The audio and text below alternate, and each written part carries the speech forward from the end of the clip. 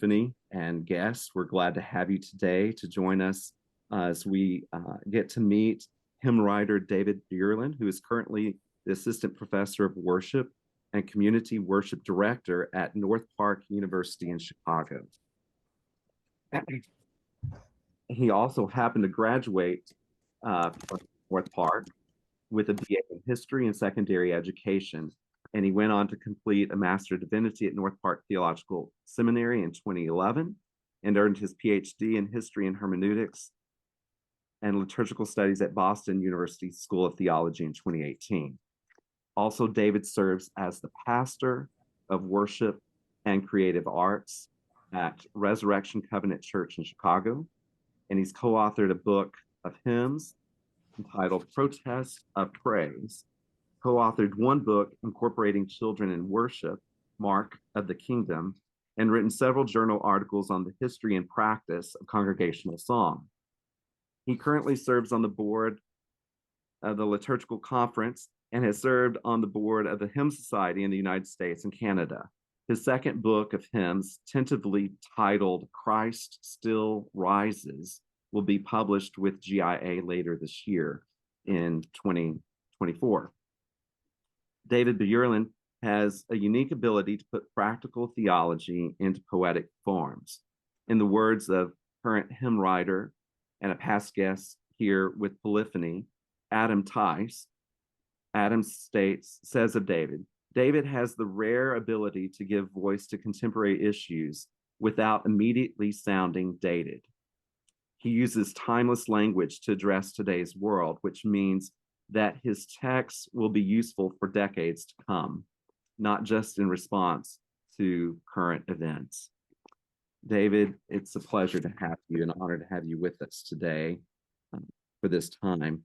And I will start by asking you to share about your early years of your Christian faith journey and how that journey led you to your calling and to specifically composing hymns. Sure. First, thank you, Kyle, for the invite. It's good to be here. So I grew up, like I was saying before we started, in Duluth, Minnesota, actually Hermantown, Minnesota, just outside of Duluth. So take I-35 as far north as you can go, and that's where I am. My dad was a Pentecostal pastor in a small denomination. And so I grew up in a tradition that where music was central to the life of the church in probably different ways than many of you have experienced if you grew up mainline. So early on, I played violin in the church orchestra, which one of the gifts of the Pentecostal tradition is that it lets children start at a very young age, even if they might not be have the chops to do it, but it was such a gift for me to do that. And then into high school, I was on the worship team, very contemporary worship, and played piano and saxophone. And the faith tradition was, as you might guess, from a Pentecostal background, charismatic expression and also more theologically conservative. And that's the tradition I grew up in. And, looking back, there's many things that were gifts and many things that were challenges about growing up in that tradition. But it was always, I think, one of my earliest memories, maybe not earliest, but one of my often had memories was this tradition also tends to have long sermons. And during those long sermons, with nothing else to do, I would pick up the hymnal. And it was the 1969, I think, Hymns of Glorious Praise, which was an old brown Assemblies of God hymnal. And I'd flip through it and I'd do, various things like count how many Fannie J. Crosby songs there were in it, just, for something to do. And I think that, I wasn't like meditating on the lyrics, obviously, but I think that does have this kind of by osmosis to seeing all those markings in the hymnal and experiencing the people singing it around you. It does do something, I'm convinced. So it wasn't until I left Duluth, my first year I spent at a Bible college in Ecuador. And there's a long backstory that probably isn't necessary, but it was there that I ended up going to North Park university for undergrad. And that's where my theology started to shift a bit. I was influenced by those evangelicals who were very concerned about social justice, people like Jim Wallace and Tony Campolo, Ron Sider. And it was, I think, a good entry point because they spoke the language of evangelicalism, but also started to broaden out what that would look like and how faith could be lived in ways that were not just concerned about my relationship with God, but with our relationship to one another in creation. And I also was still playing music. I played in the jazz band at the saxophone at the university. And I was going to be a teacher, a history teacher in high school. And I got my degree in secondary ed. And then quickly found out I don't really want to teach high schoolers because I barely get to talk about history. And I end up doing mostly classroom management. And so I didn't know what I was going to do. And a church in Iowa, in the Covenant Church, which is what North Park is a part of, the Evangelical Covenant Church, needed a worship pastor. And I didn't have like the imagination to know, like, I could have just gotten a job as like a barista. I thought I had to like get a career. I was 22. And so I moved to Iowa for 2 years and served at a small church there. And then came back to seminary. And seminary is really where I fell in love with the liturgy. Words have always been really important to me. And one of the things that was challenging about growing up in my tradition was there wasn't often a care with the words that were used in worship, or a thought to how our theology was being formed by what we sang and what that might do. You know, I was in a church that was very dispensationalist. You know, I was a pretty sensitive kid, so like for 6 months of my life, probably longer, I was just terrified that I was going to be left behind in the rapture, for example. You know, couldn't go into the laundry room, too many clothes on the ground, who knows who disappeared. But I found in my first couple years at seminary that kind of care for words that came in the liturgy, and then it came in hymnody, which I'd experienced some hymnody, mostly kind of revival hymnody of people like Fanny J. Crosby and you know, some of the older hymns, the Wesleyan things kind of through the revivalist movement. But that was really where I started to think like, oh, these words matter. And I attended a church that I now work at where that was really the case. It had a kind of more formal liturgical flow, you know, prayer of confession every week, communion every week. And so I just started to really fall in love with that. And that's kind of it's almost a trope now, the charismatic evangelical who then becomes an Episcopalian or something, you know, because you go to the thing, or vice versa, right? Because you go to the thing that you're responding to from your childhood. But I really, that's where I started leading worship there again. And it was through that I started being like, this song, and here I'll get to hymn writing. So you're like, I don't need your whole life story.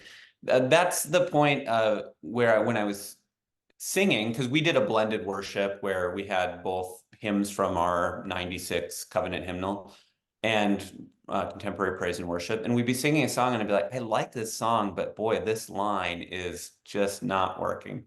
Right. Whether theologically or poetically. And so I would just, you know, before I knew anything about copyright, or I would just, you know, what could go here instead? And I would change the line, you know. And I did that with a lot of lines. In our tradition, we reject penal substitutionary atonement. So the big line was always in Christ alone. The wrath of God was satisfied. And so it was like, what could we change this line to? Which apparently the Gettys do not let you change. But again, didn't know about copyright. Right. Sure. And it was then that I started attending the Hymn Society, and I realized, like, I think sometimes you think songwriters or hymn writers kind of fall from the heavens, and then you'd go and you'd be like, well, I am sitting next to Ruth Duck randomly, or, you know, or here's Carl Daw, who ended up being one of my teachers at BU. And you just realize that, oh, they're humans. And it was actually on my second time there, on the way home, I ended up sitting, and this is how the Hymn Society works. I was on a shuttle on the way home from the airport, and I was the only seat open was next to Dolores Duffner, who's a hymn writer, a Benedictine nun, hymn writer from Minnesota. And I just said, what advice would you give to aspiring hymn writers? And she was so gracious. And on the way home, I wrote my first hymn. So, and that's kind of been the story of, Wow. trying to look for those, as my advisor would say, Karen Westerfield Tucker, looking for the liturgical gaps, the things we're not singing about, and then trying to use those to often develop what I want to write about. And I'll stop there. And I promise I'll try to be Oh, more. that's great, David. No, it's good to hear your story and all the details and nuances, and to see that to hear, which is a common theme in all our lives, that it was some other person that had influence on us, or some people that had influence on us to guide us into that calling. Yeah. So that's great. So some of your peers we interviewed nearly 2 years ago, summer before last, as a panel. We had Mel Bringle, Sally Ann Morris, and Adam Tice, who, of course, you know well and work with, collaborate with. And in that session with them, I asked them, each of them, of their own volition, to beforehand, in preparing for that Zoom meeting, to give me like their top 10 newer hymns that they resonated with them at that time, at that point in their lives. And each of them included a few of yours in their top 10. And some of them kind of matched up and some had different ones, but there were 4 that rose to the top there. And I would like to state those, of course, and then ask you to share background on at least a couple of them, Sure. not all. The God of Sarah Praise, which is to the tune of Leone, which we usually sing, as most of us know, the God of Abraham Praise.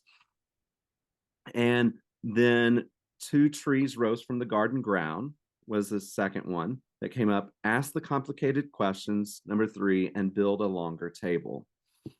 And I will be prepared to share my screen to share the text of those, as you share with us which ones you'd like to talk about.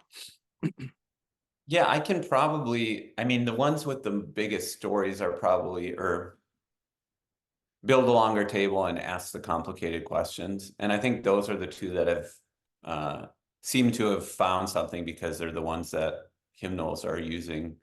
So I'll Build a Longer Table, actually, and I hate to admit it, but basically you've probably all seen that. It became a meme, kind of, where it was like, when you have more than enough or more than you need, build a longer table, not a higher fence, I think was something like that. And in 2017, there was the Trump administration's, what became called the Muslim ban, and all the crisis around immigration. And the Hymn Society in the United States and Canada wanted to put out a collection on the topic called hymns. What was it called? Singing Welcome, Hymns of Hospitality for Refugees and Immigrants. And and so I was on the committee for putting that together. But so I was like, maybe I shouldn't write one, and I'm like, oh, I want to write one anyway. And I had heard this tune, which Noel Novelette, which many of you know, to what Now the Green Blade Rises, or Sing We Now of Christmas. And that I'd heard it sung a couple times as more of a protest song. So I think of like John Bell has that Jesus Christ is waiting, waiting in the streets. And there's that line, Jesus Christ is raging, raging in the streets, where injustice spirals and true love retreats. And Adam Tice has one too, draw a wider circle or perhaps a race. And so that tune was kind of in my head, and it was actually running one day. And that's, what the Latin phrase solvitur ambulando, it is solved by walking. I was running, and all of a sudden I kind of went, build a longer table, not a higher wall. And I was like, oh, that could work. So I literally ran home, and started working on it and trying to use that parallelism, like not this, but this. So, let's build not a table, or build a table, not a wall, build a doorway, not a fence, build a refuge, not a jail. My school is very involved in restorative justice in 2 prisons in Illinois, so that also resonates. And then just started saying what that might look like to build a longer table and not a higher wall. So that's the story behind build a longer table. And then ask the complicated questions. This doesn't have a story as much as I'm just turning to it. I think I grew up in a tradition where questions and doubts were often seen as the enemy of faith. Right. There's that famous line that says something like, the opposite of faith isn't doubt, but certainty, because if you know what if you're sure of something, it doesn't require any faith, because that's the assurance of things not seen. It's a nice thing about growing up evangelical. The Bible verses are just there. But I've found that oftentimes what happens in those situations is that either you kind of repress those things, right? So you don't ask those questions, and you find the questions you have and the person you can be at church start to separate. And a lot of times what happens, I found, is either there's some kind of huge event that shakes you, or you experience something like the death of a child, or a loved one, or some horrible event, and all of a sudden there's no place for you at a church like that, because you're asking questions people don't want to hear. Right. There's shaming. Yeah, exactly. And And we didn't come here to feel bad. right. And so I wanted to look at Jesus's Sermon on the Mount, when he says, ask and it shall be given unto you, seek and you shall find, knock and the door will be open. So each of the stanzas looks at one of those. Ask the complicated questions, do not fear to be found out. For our faith makes strong our weakness, forging faith in fire of doubt. Seek the disconcerting answers, knock on doors of new ideas, and really with the idea that it's not us who end up finding, the whole part of the gospel isn't that we go on this journey and find God, but that God went on this journey to find us. So it ends with, for in struggle we discover truth both simple and profound. In the knocking, asking, seeking, we are opened, answered, found. And so that became kind of my the flag I planted to say it's not bad to doubt, or ask these questions if you're going to integrate your faith into your life. Yes. Yeah. I have a story too about that, but I won't share it here with respect to our time. But yeah, very common theme, especially in evangelical circles, of not asking questions. So thank you for this text, David. And what also I just want to interject, say that what I appreciate about all of your hymnody, your body of hymns already, is, and in this initial publication, Protest of Praise, there's your hymns, you have scripture allusions, or straight at, you draw straight from scripture, and you have those notated in this book of where those scriptures can be found that your hymns are based on. And I appreciate that too. We appreciate that, to be able to say, well, this is another way to engage with this part of scripture and these words of Christ, and think about them today in today's context. So thank you. Yeah, absolutely. Can you describe for us, I think, being church musicians and pastoral musicians in this collective body here, I think a common question that we might have that I want to ask before passing this on to others to ask questions later on that they may have is your hymn writing, about your hymn writing process, like how it generally unfolds. Because does it always begin from the place of the text first, or have you been influenced by tunes then that make you think of texts to go with that, or are you at times inspired differently? Where's your inspiration come from generally? Obviously things you're reading these days, I would assume, is a and in the past that you've read, engaged with. Just share with us about that. Yeah, absolutely.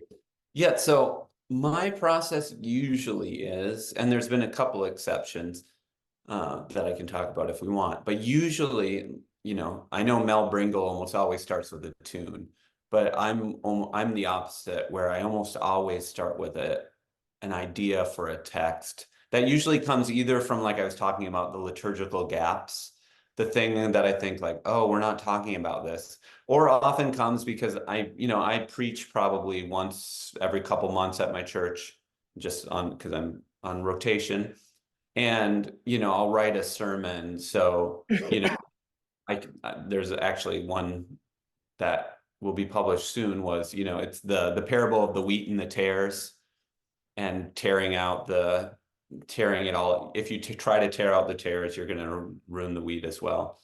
And I wrote a sermon about that because I found that one of the temptations for those of us who grow up evangelical in that kind of purity culture, in all the ways we use that term, is that you can just kind of switch purities. So now I have a fundamentalist God still, but he's mad about all the progressive issues instead of all the conservative issues. And you still want the purity of your community in the same way. And this seems to be not what, and I couldn't find a text really that talked about this. Right. Might imagine. And so that sermon became kind of the seed then, no pun intended, for I wrote Among a Field of New Sown Wheat, where I'm looking at, and that's another thing that connects to poetry I've read. So for that one, I'm a big fan of William Stafford, the poet, and he said, if we purify the pond, the lilies die. And so that was really an image that stuck with me. If we try to purify the pond, we'll make it so clean that the lilies, the beauty that comes out of the muck, will die. And so using that to kind of think like, what happens when we try to make ourselves so pure, make our communities so pure? Where does that ideology lead us, and what beauty do we miss out on? So that's an example. So it's usually kind of a line like that, or a phrase that comes to my mind, and then I'll write. At the beginning, I sang in a lot of, or I usually did meters that were fairly, not common meter, but fairly common, usual meters maybe.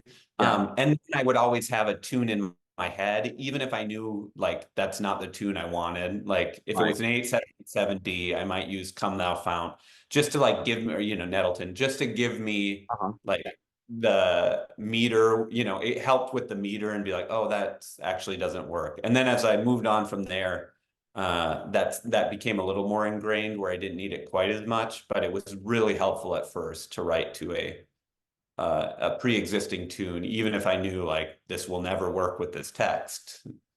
Right. Yeah. That's insightful to hear. It's I know the musicians here in this group are finding that very interesting. I'll just say one more thing, that I also, the kind of second level where I've written more hymns is now trying to, Stephen Sondheim has rules for writing his musical lyrics. I don't know if you've seen his book of lyrics. No, I haven't personally. Maybe in this live group. He has these 2 fat books of all his lyrics, and at the beginning he writes these kind of essays, and one of his is his maxims for writing, and one of them is content dictates form. Yes. That's kind of the next thing I've thought about. If I'm talking about a certain subject, what form of the hymn will actually help that make sense? So like when Sally and I wrote God, We Fear Your Fire, I was writing about fire and our, consuming fire. And I knew like, you don't want a long text about that, because fire by its nature kind of reduces things, right? And so thinking like that was kind of the next level that I try to get. How does the content of what I'm singing about, how should that influence the form of the text itself? Right, right. Um, Something I just want to inject real quick, David. This wasn't just with what you were sharing as you were sharing about your two trees rose from the garden ground. When you said something about you earlier in reference to him that you couldn't find the theme, so you decided you'd write for yourself. It reminded me that I was feeling in the same. I was feeling the same way in preparing for Good Friday services in the past, particularly this year. And like when I discovered your two trees rose from the garden ground, I'd had it listed, of course, because Mel or at Sally Ann had put it on their top 10, and I had marked it. I thought, okay, I need to go visit this. And when I did, I thought, oh my gosh, these are the words. I wish I had written these words. It was like I was having a moment of like envy, like, why did I? Yes, this is exactly what we need to sing in the context of Holy Week. From Palm Sunday to Easter, that what's all that holy what themes that we need to be singing about that we traditionally have not sung about historically in the church. And so that text really for us meant a lot to our congregation here this past year, just this past season. Well, especially I think in those kind of high holy days or Good Friday, there's so many amazing hymns, but they tend to focus theologically on things now that are, I don't want to say archaic, because they just, for instance, like atonement theology, there'll just be one or two images, which are fine images, but don't get at the fullness of what that means, right? Like there's 3 or 4 others that will help us think about God. And so that's the other thing I think about on those days. Same with Easter, like how do we expand the imagery? Not because I want to, replace everything that's come before me, but just to say like, look, this could help us think differently about God too, because I think often the problem is not the image itself, but the kind of hyper focus on one image. I always talk about this when I talk about communion with my students. In my tradition, we've made communion almost only just a funeral for Jesus. And of course, that's one part of that, right? That Jesus died for us and the blood was shed. But also there's these traditions where you have Eucharist means Thanksgiving, and so, or communion means communing with one another. And so just broadening what we do so we have a better images and metaphors that will help us in our understanding of God. Yeah. Well, speaking of which, and this transitions well into what I wanted to ask you next and touch on, since we're currently at the time of this meeting that we're having and recording today, we're in the early, we're in the approaching the third Sunday of Eastertide, and approaching Pentecost. And I thought it would be timely, of course, for us to consider hymns for this group that they may already be familiar with and be reminded of that they ought to include in worship during these seasons of Eastertide and Pentecost, or for those that aren't familiar, to be introduced to. And I think we had decided beforehand that Christ Still Rises was one that we wanted to talk about. Yeah. Yep. So this hymn actually, and it was written during the in March of 2020, so during COVID, because I was thinking like, how do we sing about Easter at this point? If the resurrection isn't good news now, then then the resurrection isn't good news, And so I was trying to figure out, what does it mean? And the phrase that kept coming up was kind of that idea, like, well, Christ still rises. And I didn't want to, I think the trick was trying to figure out how you don't make that trite, like the joy of resurrection can only go, if we're willing, it can only go to the depths we're willing to go with it. So if we don't say, if Christ rises only when things are good, then the resurrection only has power to me over those things. It's kind of like the church father who said, Christ cannot, heal what he has not assumed. Like he had to be fully human to save our full humanity. And I think something similar, akin, is happening in the resurrection. The resurrection, Jesus had to go to the very depths of hell in order for that resurrection to be kind of completely transformative. And so it just became this image, and really, I think struck a chord. Ben Brody wrote a beautiful tune to it. Yeah.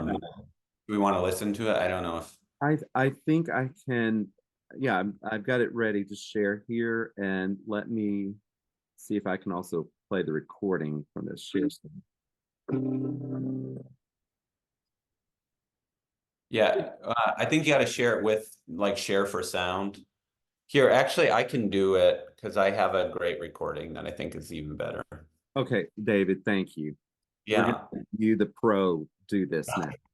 Exactly. That's why we made you co-host.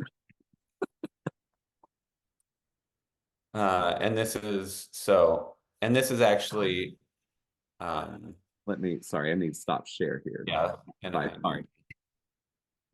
And this is actually Ben's students that year put together this video. Share screen. Oops. And then I did the same thing where I didn't. Yeah, so many hoops to jump through on Zoom here. I know, right? Right. Share sound, optimize for video clip, and we are ready. Oh, and then okay, this time I promise. This is all coming on the edits, right? So this is, we don't have to play the whole thing, but here's a little bit of it.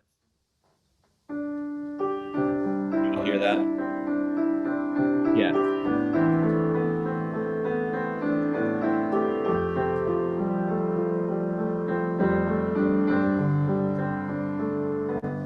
Christ arises when fear grips our city, when death takes no pity, when much is unknown. Christ arises when friends are divided, when joy feels misguided, when we are alone. Christ arises when churches are shattered, when praises are muttered, when there's no one said. Christ arises when peace has all faded, when we are mistreated, when faith turns to dread, when faith turns to dread.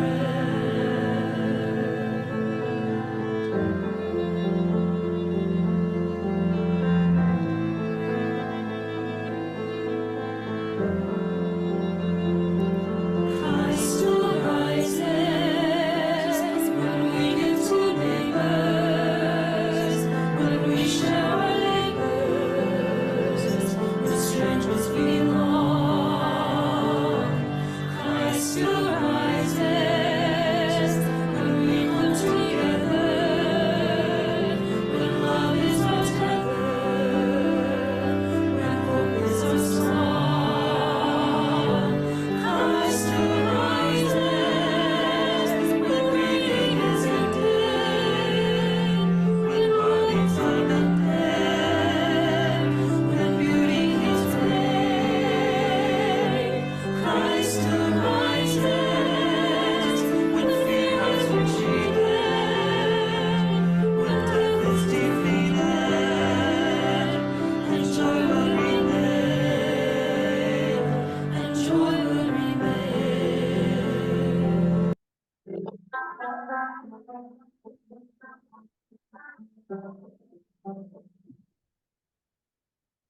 Thank you, David, for sharing that. That was better than what I had to share. Though but no offense to GIA's website, which Oh no, I'm using, of course, but that's just profoundly stirring to see that too, knowing the context of when that video was made. And 4 years ago, that was 4 years ago, right? Yeah, I mean, I found myself getting a little choked up because I was like, I was like, oh, just remembering the separation and um, that one I have people might know who Francis Collins is. He was the director of the NHS, so he was Hmm. Dr. Fauci's boss. Yes. And he actually reached out and had heard that hymn, and he said, that has helped me. And he actually wrote a tune for it randomly. And so I think Dr. that was Fauci's boss. Say that again, the name of that person, just make sure everyone. Francis Collins. So he's won the Templeton Prize. He's won, I mean, he's if you look him up, Right. he was the leader of the Human Genome Project. Mm, Lead scientist, and so mm, he's mm. Christian, and he is in the midst of that and has found that like a really helpful. And so to me that was very gratifying, or Oh yeah, David. like just Yeah. reminding me like this is, I hope this is bringing hope to people like that who are kind of on the front lines doing the work. So Mm, uh, that was, yeah, very meaningful for me. yeah. Sorry, just taking a pause there for yeah. Um, the beauty of that hymn too, I'm reminded what Adam Tice has said of you, that it's timeless. Though it's written within span of that time, it's timeless. The language that you found and composed.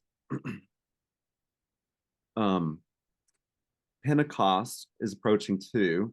Obviously, we could talk about other Yeah. hymns with Eastertide, and you can go, folks. You can go to GIA's website and find others, and buy this book. We'll talk about that later. um, Pentecost. Sally Ann Morris, who's been a guest here, like I mentioned earlier, and I just adore Sally, and get to know her. And I would love to have you share. There's two Pentecost hymns in particular, or I associate them with Pentecost. They can be sung whenever, Yeah. but especially during Pentecost. Um, which one would you like to talk about? It's what are the two? The Whisper of a Oh, Distant um, Wind. oh, Spirit Send Out, Oh, and the well, Whisper of a I mean, Distant. that one's interesting, but it's a lot of the same things as Ask Complicated Questions, where I said, Right, or right. spirit send out when our faith turns to fact. So the Whisper of a Distant Wind would be Okay. one. So this one I wrote, it was actually the day before Pentecost was when I graduated from BU. And so the speaker was the sociologist of religion, Nancy Ammerman. And she talked about, um, she used this phrase, the whisper of a distant wind, to get at that moment before the Spirit comes, right? The Saturday when the bones are still dry. Mm, The the apostles are still fearful in their, in that closed door waiting. The I mean, and Holy Saturday is kind of a similar thing. The Christ is dead, not resurrected. And so each of these, I kind of saw it as that first, the hymn to sing in that moment. So some of the, within a field of dry bones where nothing grows but death, the whisper of a distant wind inspires the lifeless breath.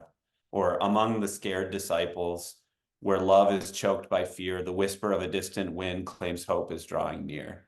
And then it'd have an interlude refrain, Holy Spirit come, Holy Spirit come. mm. Yeah. Dave, would you pardon me? Would you? I'm now sharing the screen. Would you read the text? Maybe we ought to have you just read this again while we're also doing it. Absolutely. Please. So, Holy Spirit come, Holy Spirit come. Within the formless chaos where faith has been destroyed, the whisper of a distant wind speaks peace into the void. Within a field of dry bones, where nothing grows but death, the whisper of a distant wind inspires the lifeless breath. Among the scared disciples, where love is choked by fear, the whisper of a distant wind claims hope is drawing near. In fear or death or chaos, where all seems lost or wrong, The whisper of a distant wind reminds us of our song. Hmm. David, would you happen to have a recording of that you would want to share? No pressure, just I curious. don't think I do, actually. Okay. Well, I encourage everyone to go to GIA's website and listen to this. This is beautifully, Sally and you are a great duo. Yeah, it's a lovely tune. But since our time is short and I'm challenged in how to share my volume control, we're not going to touch on it right now. But I do think we could touch on other seasons. There's Advent, Christmastide, Transfiguration, the Lord's Supper, Eucharist. There's a body of hymnody for all these seasons, and generally speaking too, that you can learn more about with David. But I thought just opening up the floor to those who are here live, if there's been something you just want to ask, interject during this time together, because we don't want it to just be one-sided here, or to engage others. So I'm opening up the floor to others now.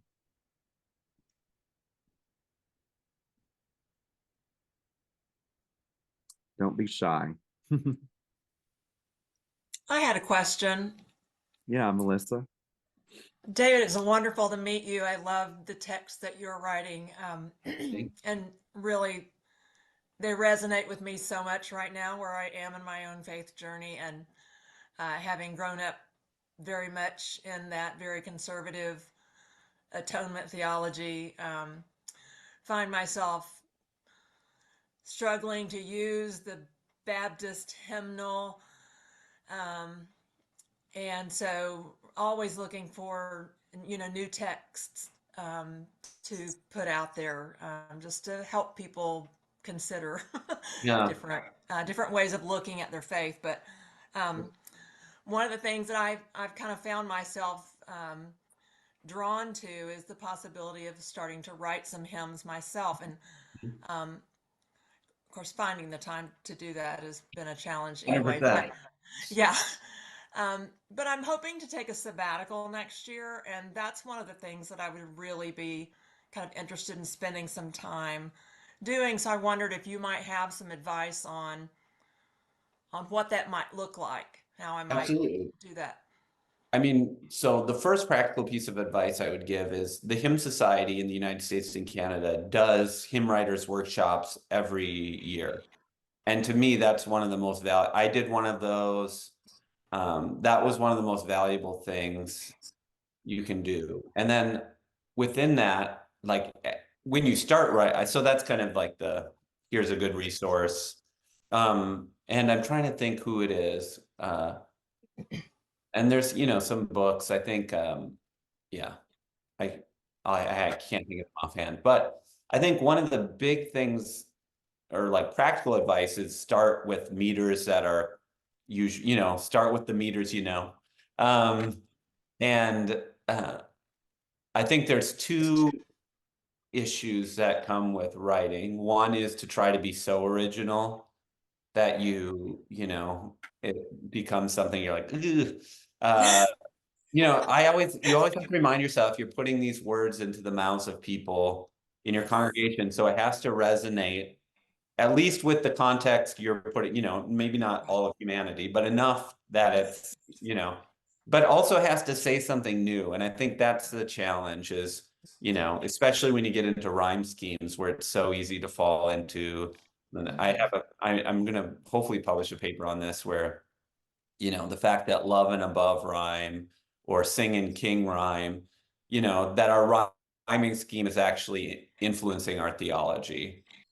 Because love doesn't rhyme with it. So we still picture God above us so often. And I don't think any of us theologically hold to like God is literally above us at all times. God is right. But because love only rhymes with dove and above. I mean, but it forms you still see so many songs talking about, when we heaven above or God looking down above with love. And so just thinking about how that forms our theology too. Yeah.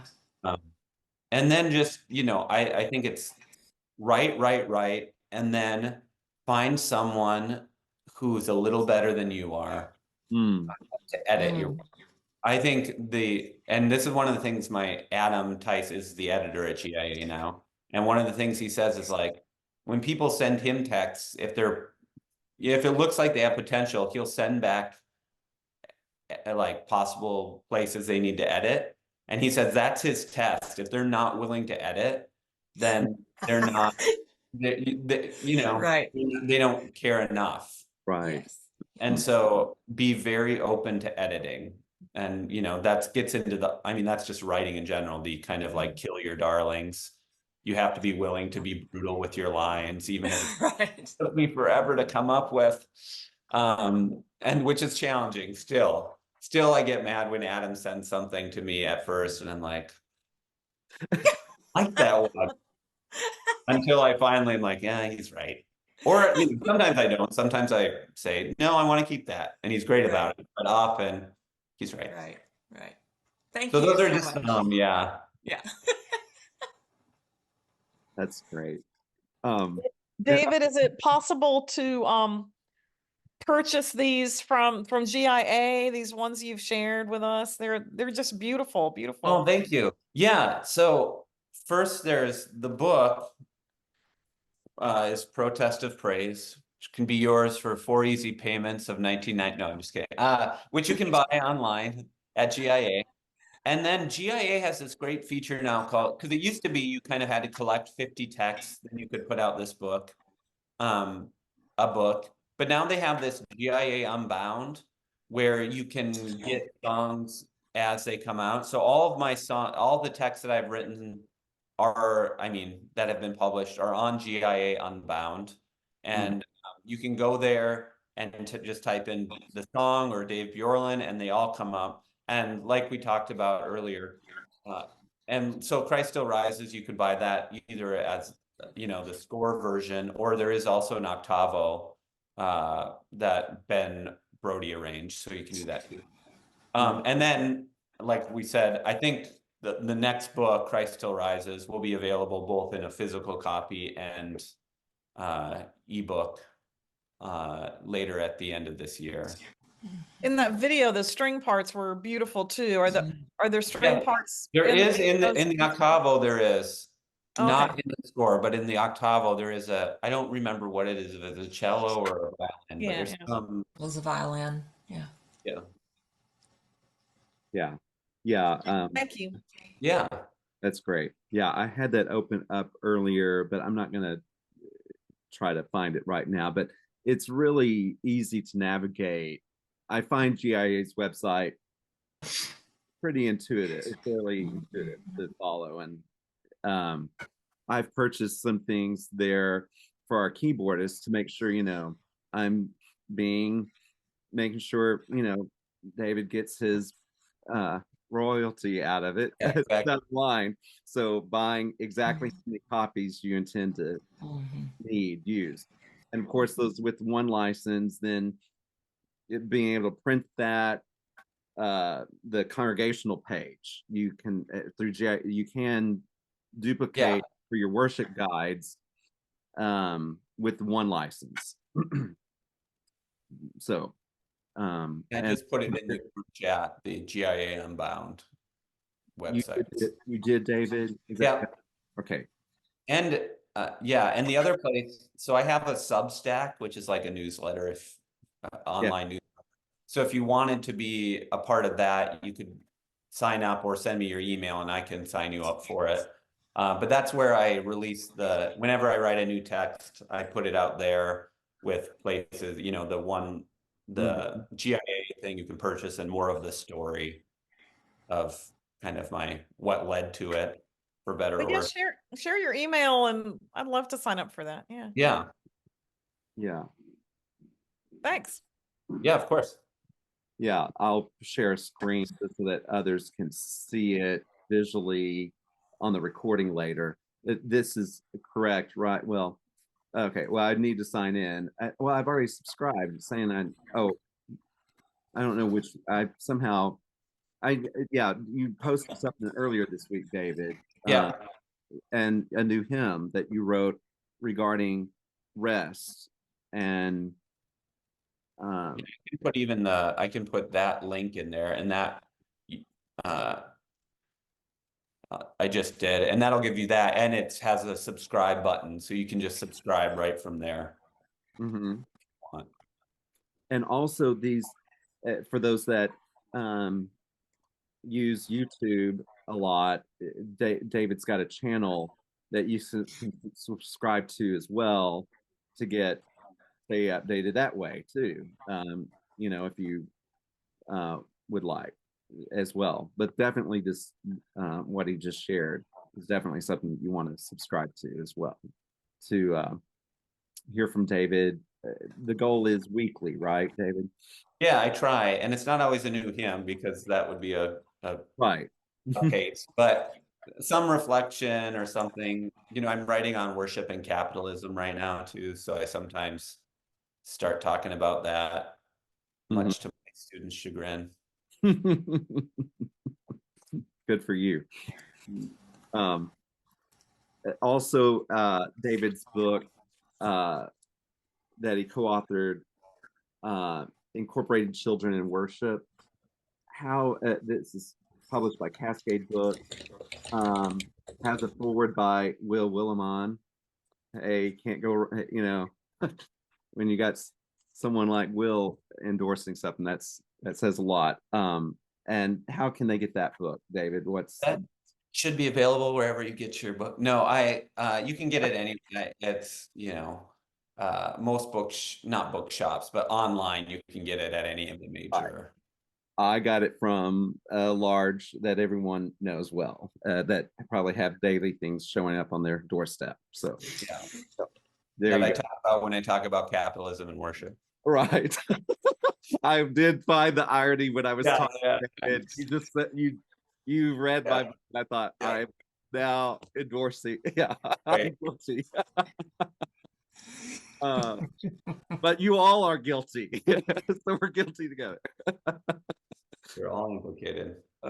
No, seriously. What else, David? Is there anything else we need to? Of course, the hymn. Most of your articles we could find through the Hymn Society, particularly. Some of them are on the Hymn Society. Some of them are in like worship journals. I mean, some of them, unless you're an academic, well, maybe you'd be interested, but you know, some of them are kind of wonky too. So sure. I won't be offended if you're like not looking for that content. But you know, if you have a library that has Atla or you know a search engine for journals, you can find me there too. Okay, very good. Thank you for sharing all that. Is there a hymn? Oh, do you have a question, Olivia? Yeah, I was. I'm just curious if you've experimented with. I don't know if it's the time signature of a ballad. I can't remember, but like 3/4, 3/4, sort of 7, kind of like the that fourth beat allowing for breath. I'm curious if you've experimented with that time signature in any. Well, I haven't. I mean, Yeah. I don't write the tunes, but I'm trying to think who, Mhm. because one of my, I mean, it's always tricky because, so like there's a few where whether it was Sally or who else has done this? Ben doesn't do it as much, but Sally will sometimes play with, and Mark Miller will play with not necessarily as regular as that, like the three, you know, but will play with the time signature enough for that reason, for the kind of breath, the pause, the lift a little bit. I think the challenge is always, and they're both brilliant at it, is how to make that intuitive for the singer.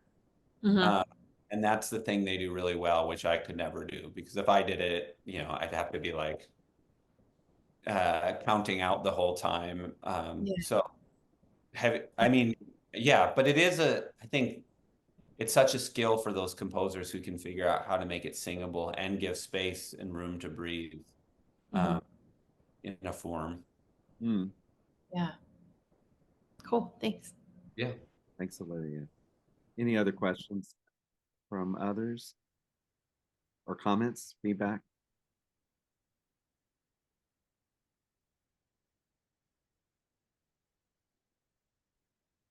I thought we could, David, close with a hymn of yours of choice that you would like to sort of make a blessing of sorts or a benediction or a charge this morning for us. So I'll hand that to you. And I've got what I think you had preliminary had sort of been thinking about ready to go, by the way. Oh, for all things worth praising. Yeah, if that's Yeah, still put that up. Yep. thinking about, but I didn't know if No, you're that's it. okay. I will. It feels wrong to read it, so I'll sing it, even though it's. I Okay. don't have a. I'm not a choral vocal person, but We're not judging in any. right. Yeah, no judgment here. Judgment free. This is to. I mean, there's a couple different tunes. I originally wrote it to the Ash Grove, so you'll recognize that. And really, it was about trying to find both the amazing things to praise, but also the small. This gets to that capitalist thing. Trying to find the little, the small, the overlooked that are also just as worthy of praise. So. Mhm. For all things worth praising, the vast and amazing, the marvelous moments of awe and delight, the thunderstruck feeling of freedom and healing, the sudden reversal of wrong into right, the span of creation that sparks inspiration, the bounty of beauty that nature displays. For wonders you gave us to stun us and save us. To you, their Creator, we lift up our praise. For all things worth praising, the vast and amazing, but also the common, forgotten and small, the atoms that form us, the sunbeams that warm us, invisible forces sustaining us all. The intricate features of littlest creatures, the numberless mercies eluding our gaze, for all things enchanted that we take for granted, to you, their Creator, we lift up our praise. Go in peace. David, thank you. And peace to you as well. Yeah. Peace be with you also. Thank you. Thank you, David. Thank you, David. Thanks for listening. Lovely. Love it. Very good. Friends, breathe, bless, and be well.